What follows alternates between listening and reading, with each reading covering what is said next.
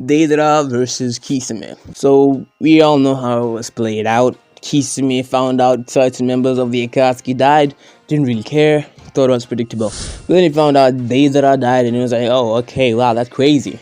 Maybe Itachi gotta start watching his back a bit because Sasuke might be a real problem. So that means he actually respected Deidara's power. He thought Deidara was one of the most powerful Akatsuki members.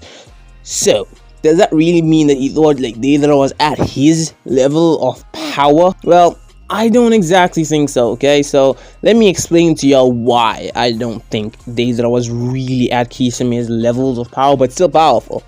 Obviously, before we get right into the video, I'd love if y'all were to like, share, and subscribe. Really helps out the channel. Just really, please do that.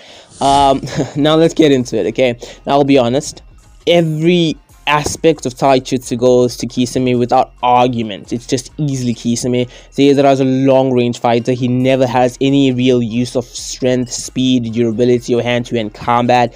And Kisame obviously can be long-range or close-range, so he does obviously use both those aspects. So Kisame definitely wins. I mean, Deidara was able to kind of react to a heavy Sasuke. He was able to clash with a couple members of Team 10.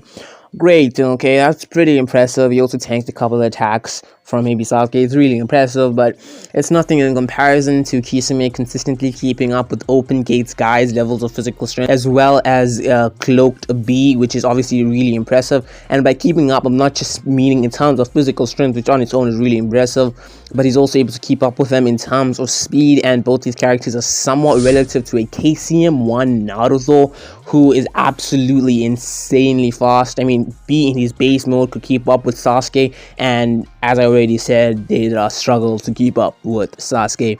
So, I mean, strength, speed easily, Kisame. And then Kisame also tanked the Hirodora, which was able to hurt a War Madara, which is absolutely insane. And is able to actually like tank it, get back up, perhaps fight a bit with summonings or whatever. So it's pretty impressive there. Then in terms of hand-to-hand combat, he's been fighting for a lot longer. He fights in close range, long range. He's more experienced, so easily going to him. Now in terms of raw power, destructive power, this one can be a bit tricky, obviously. Okay, Deidara, first of all, he has a lot of different explosives, like a lot of different explosives, and all of them are fairly powerful. C1 is powerful, C2 really powerful, C3 is insanely powerful, it perhaps being able to destroy a village. C4 can hurt someone on a cellular level, and then there's obviously C0, which I think is kind of pointless because at best you get a draw if you use C0 because it just means he dies as well. But talking about raw power, C0 is obviously really powerful as it is comparable to a tailed beast bomb. But Kisame has his super shock bomb, which he thought would be able to stop a Hirodora because he thought a Hirodora was a chakra bomb or perhaps a tailed beast bomb because he had fought other tailed beasts also. So the super shock bomb was his most powerful attack, so he thought it to be at like that tail beast level of power, which kind of implies that he could perhaps release enough power to absorb C0 or C3 or just like drastically affect Deidara in any way, because he thought his attack to be at that level of power. And I don't think you can discount that because he has fought multiple tail beasts in the past. But in general, Kisame's shock bombs are really powerful, them being able to hurt very powerful characters as well as destroy land masses. And then obviously he has his loads of chakra with like a 30% Kisame being able to create multiple water clones which are relative to his strength and speed as well as his hand-to-hand combat, and they were able to take out Team 10 while he fought Open Gate's guy. His ability to absorb chakra is one of the craziest abilities in Naruto and gives him a massive advantage because he doesn't really even need Samihara to absorb chakra. He can do it with his general body, giving him an even greater advantage. Then he can also go into his second state when he does the whole water bubble thing. It's kind of his own second state, and with that he is even more powerful as he was easily faster than a V2B, and he's probably more durable, stronger, and his opponents just start drowning in there. So yeah, I think in terms of raw power, I'll be honest, in terms of raw power, purely because of C0, I am leaning towards Deidara, but like it makes more sense to give it to Kisame purely because his most powerful attack, which could be the 1000 shocks, but I think it's the super shock bomb, does not kill him, whilst Deidara does, which is kind of pointless. Now, why I actually believe Kisame to genuinely win this battle, okay? Let me put it in a scenario for you, okay? The battle starts, they go at each other. Deidara flying in the air. This is the actual really only advantage Deidara actually has in this battle. His range, it's the only true advantage he has here. But yeah, Deidara flies in the air, starts dropping bombs down to Kisame. And Kisame will obviously flood the area like he always does in every single fight. Even if he doesn't create that water bubble thing, he just floods the area. Now, Kisame has flooded the area. Deidara still throwing bombs down at Kisame. Kisame will dodge them, tank them, whatever.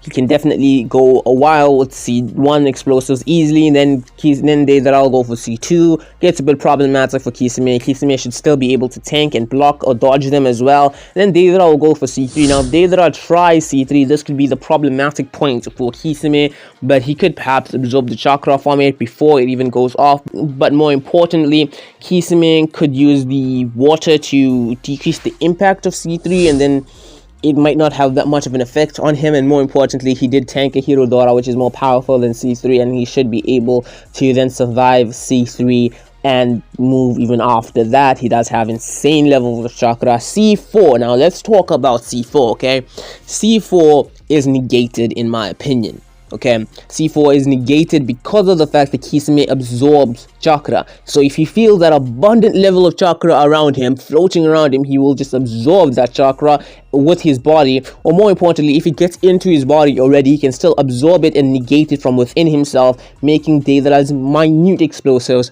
pointless. Now, you could say that doesn't work like that, or Kisame wouldn't be able to do that. Very well, if you think he can't, then Deidara obviously wins, but I believe Kisame will be able to do that because absorbing chakra is kind of his main thing, okay? So he negates C4. Then C0 is a suicide thing, so it doesn't really matter. Deidara sets it off, he dies as well, but I think Kisame, if he doesn't tank it, which I don't know, it's quite unlikely that he will be able to just blatantly tank it, but he could use the same thing Sasuke kind of used with teleporting perhaps. But more importantly, he could absorb the chakra out of it purely because he would be able to outlast Deidara. So if Deidara ends up running out of chakra like he did against Sasuke and just like on his last limb, Kisame will still be able to go because Kisame has a lot more stamina, a lot more chakra, and a lot greater levels of durability. So he'll still be able to go and we'll be able to take out Deidara at that point and absorb all the chakra, or just blatantly just kill him straightforward. I think that's how Kisame wins. And if Kisame somehow gets Deidara in the whole water bubble thing, then Deidara is finished, because if Deidara sets up a couple explosions in there, he will not only hurt himself, but it probably won't even have that much damage on Kisame or the water bubble itself, given how large it actually is. So it's kind of pointless. And Kisame, as I said, is way faster in there, so he should just be destroying Deidara, just toying around, punching him, kicking him, whatever you want to say. He'll just be destroying Deidara. Deidara will be drowning, he'll be struggling to get out of it, and then I think ultimately he will probably just drown and die. Which is, yeah, I think that's how it would truly turn out. But as I said already, Deidara's primary advantage here is his distance, the range of his attacks, and if he keeps at that range, he might actually be a bigger problem for Kisame and could perhaps even beat him. But Kisame is really smart. We saw that in his fight against B. Deidara is also really smart, but Kisame also has experience. He has intelligence and experience, which will give him an even greater advantage in the fight.